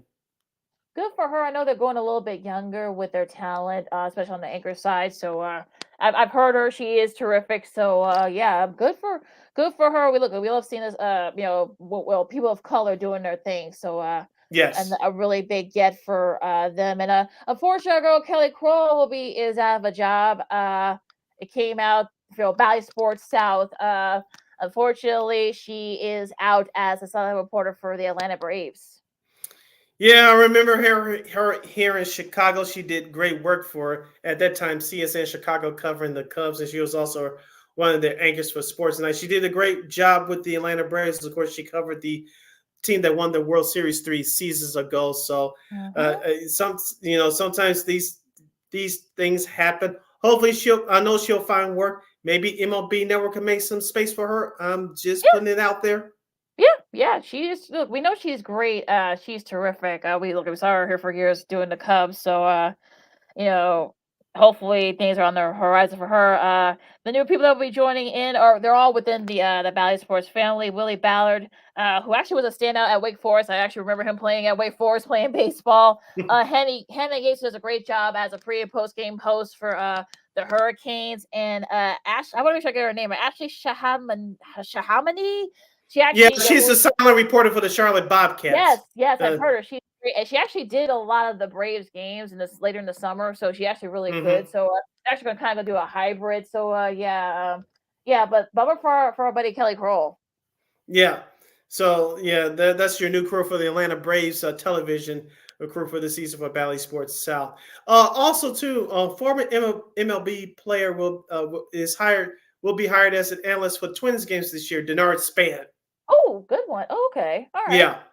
Okay. I've heard him, of course, he gave the White Sox fits for years. So he might be pretty good at it. We'll see. I mean, it makes us feel a little old because we see a lot of these guys are now playing who are not playing anymore. Now they're doing television. They're retiring. So it just makes you feel old. But good for him. What are we doing with our lives, Lakina? I know. Too soon. Lord, I think we're a bummer here. Again, we got some more time. Anything else? Let's just give a quick update. Of course, the second game of the Big Ten tournament has just started between Wisconsin and Northwestern. Early in the first half, Northwestern released Wisconsin 4-2. And in the other game in the SEC tournament, I know that Mississippi State was up big. They're still up big right now, 67-53 over Tennessee. 2:37 left to go in that game. Do you think the Mississippi State Bulldogs are in with this win today? Obviously, they're 20-12 right now. Yeah, I think they need one more win. I feel like, and as for Tennessee, I mean, I don't think this will knock them off the one line, but they might be going a little bit lower in the one line with Houston, Purdue, and UConn. I think UConn might move up a bit, especially if they win the Big East tournament. I think it's definitely going to be a battle between Houston and Purdue for that number 1 overall seed. All right, now I want to go to some of the games that will be taking place in college basketball later today. Do you think Illinois will defeat Ohio State? Like I said, depends on if they hit their threes, if they hit their shots. And like I said, Ohio State's been on a tear. They've won 6 of the last 7 games since the coaching change. So okay, we'll see. The Big East. Okay, in the Big East tournament, St. John's will face Connecticut tonight. Despite what happens tonight, do you think St. John's, I think I asked you this question in the first half, for those that missed it. Despite what happens tonight with St. John's versus I think they're in. I think they're still in. You think they're in? They're still in. Okay. Yeah, I think they're in. I think they've done just enough. Okay. And the other Big East tournament game, as I get it up on the screen here, it'll take place after that St. John's, that St. John's UConn game. Providence versus Marquette. Marquette, as I mentioned, they won in overtime last night over Villanova. They face Providence tonight. Who has the edge in this matchup? I think we're definitely gonna get like a UConn Providence rematch for the third time this year. I think that's what's gonna happen in the Big East championship. Okay, in the SEC, and there's the second game coming up in less than 45 minutes from now. South Carolina versus Auburn. Of course, both teams are in the tournament, so whoever loses, I don't think it's going to affect anybody. So who you think is going to win that one? Well, also congrats to Lamont Paris, who they locked him into a new ascension. I saw Don Staley interview with Marty Smith. She said, "Look, she told the AD, look, you need to lock that brother down because he's probably going to be getting calls for some of the other teams." So, and they did just that to the people there, the AD and the president there for South Carolina. So good for them. It's smart, but I think South Carolina, they look, like I said, they split their season series. So it'll be interesting to see if which one of these. I think it's gonna tough. It's gonna be a very physical game, and it could come down to who has the ball last.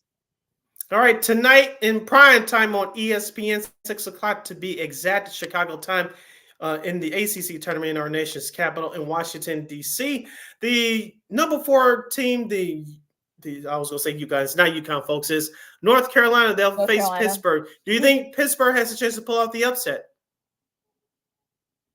I think North Carolina's been on kind of a tear, and I think they have an outside shot at the 1 seed, especially since Tennessee, I think they're about to lose. So if you're Hubert Davis, I think you definitely kind of see a little bit of an opening there. So it'll be interesting to see. But look, Pitt's been playing pretty well. They gave them face the last time they played them. So and if Pitt wins, I think they're already in. But I think if Pitt wins, they're probably going to be even. They're definitely going to be in for sure.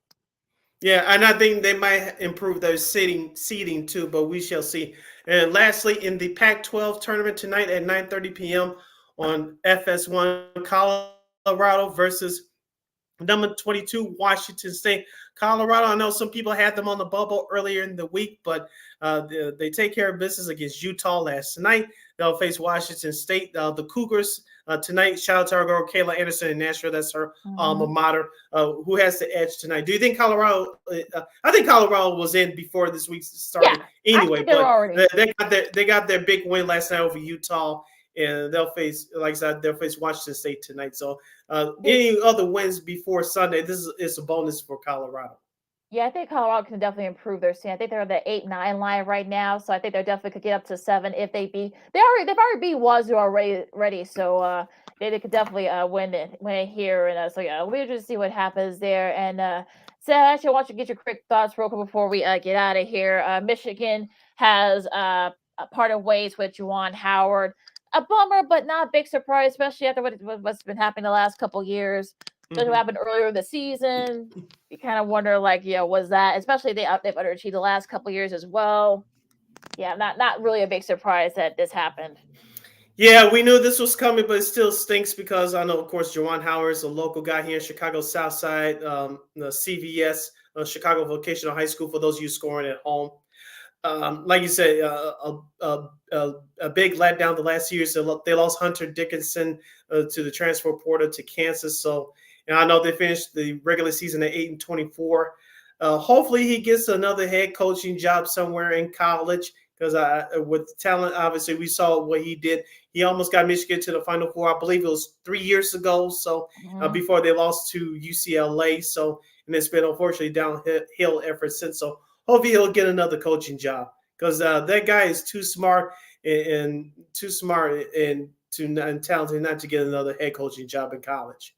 Yeah, got away to the Elite Eight during the COVID year when they were playing in the bubble down in Indianapolis, and just couldn't build on that, unfortunately. And of course, we all know that we know college sports is a business now, and unfortunately, if you're coaching, you're not, even if you're a name coach, if you're not doing well, you're going to get the boot. So we're seeing it with Juwan Howard. We saw with Mike Hopkins over at Washington. I know Mike Boynton just got the boot over at OK State. So. There have been a lot of coaches, so there are going to be a lot of openings. I'm sure someone's going to hire him, especially with a lot. I'm sure there are going to be even more openings coming down the pike. You got the UIC opening. I don't know if he might not want to do that. I don't know, but I know Southern Illinois. I know he was recruited by Southern Illinois as well. But we'll just see what he does. But yes, but I don't think this last we've seen of Mr. Howard. I don't think.